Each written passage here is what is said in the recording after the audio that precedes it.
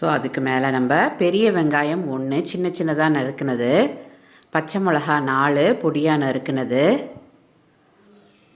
இஞ்சி சிறு துண்டு, கொத்தமல்லி தலைகள் நல்ல பொடியாக நறுக்குனது,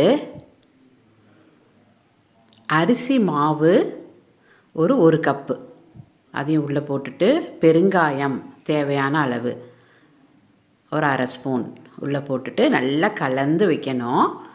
அதுக்கப்புறம் நம்ம பன் தோசை எதில் ஊற்ற போகிறோன்னா இது போல் தாளிக்கிற கரண்டி இது போல் பெருசாக எடுத்து வச்சுக்கணும். அதில் 2 ஸ்பூன் எண்ணெய் உள்ளே ஊற்றிட்டு 2 கரண்டி மாவை உள்ளே ஊற்றணும். ஸோ இது போல் நல்லா ஊற்றி சிம்மில் வச்சுக்கணும். சிம்மில் வச்சு கிட்டத்தட்ட 3-4 நிமிஷம் நல்லா வேகணும் 2 சைடும். இல்லைன்னா வெளியில் வெந்திருக்கும், உள்ளே வேகாமல் இருக்கும். ஸோ இந்த டைமில் 3 நிமிஷம் முடிஞ்சோன்னே திருப்பி போட்டு